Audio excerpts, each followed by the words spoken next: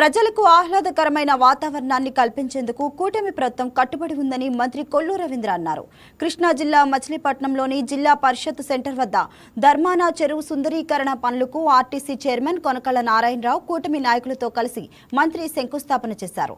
అమృత్ పథకం కింద 2,78,00,000 వ్యయంతో చేపడుతున్న ఈ పనులను మెగా ఇంజనీరింగ్ సంస్థ నిర్వహించనుంది.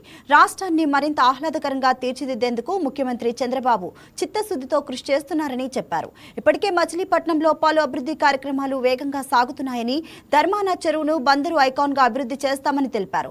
చెరువు చుట్టూ వాకింగ్ ట్రాక్, మధ్యలో డాల్ఫిన్ మౌంటైన్ ఏర్పాటు చేసి ఈ ప్రాంతాన్ని నగరంలోనే అత్యంత ఆకర్షణీయమైన ప్రదేశంగా తీర్చిదిద్దుతామని మంత్రి పేర్కొన్నారు.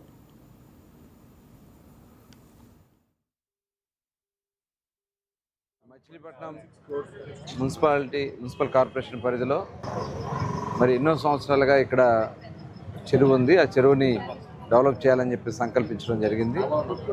మరి ఈ రోజుకి కార్యరూపానికి వస్తూ ఉన్నాం.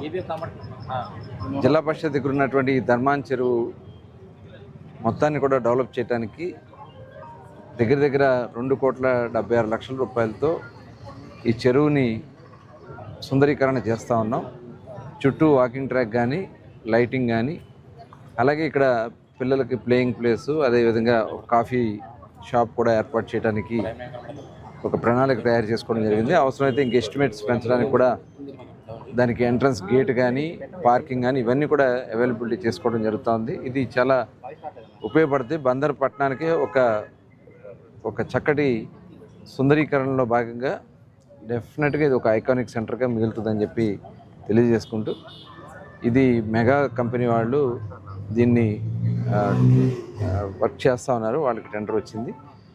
మరి ఈ ప్రభుత్వం చేస్తున్నటువంటి కార్యక్రమం ముందు పట్టణానికి, ఎందుకంటే ఎంతో పాత మున్సిపాలిటీ, 1864లోనే ఏర్పడినటువంటి మున్సిపాలిటీ అయినా మరి ఈ రోజు వరకు కూడా సరైనటువంటి గుర్తింపు రావటం లేదు. ఇంకా ఒకప్పుడు వెలిగినటువంటి మన ప్రాంతాన్ని తిరిగి మళ్ళీ ఆ వైభవాన్ని తీసుకురావడానికి ప్రయత్నం చేస్తూ ఉన్నాం. ఇలా కొన్ని సెంటర్స్ కూడా ఐడెంటిఫై చేసాం. ఆ సెంటర్స్ కూడా ఇవాళ నిధులు మనకి అమృత్ స్కీమ్ కింద నుంచి కానీ, అట్లాగే కొన్ని శాస్కి నిధులు ఇవి కూడా ఇక్కడ మనం ప్లాన్ చేసుకున్నాం మచిలీపట్నం మున్సిపాలిటీకి. అట్లాగే డ్రైనేజ్కి ఇప్పుడు 13 కోట్ల రూపాయల వర్క్ కూడా ఇప్పుడు అక్కడ స్టార్ట్ చేయబోతా ఉన్నాం. అట్లాగే ఒక 75 కోట్ల రూపాయలతో మనకి ఈ స్ట్రాంగ్ వాటర్ డ్రైన్స్ అన్నీ కూడా కరెక్ట్ చేయడానికి 2 STPలు కూడా మనం కరగ్రహారంకి వెళ్ళే రూట్లో ఏర్పాటు చేసుకోవడం జరిగింది.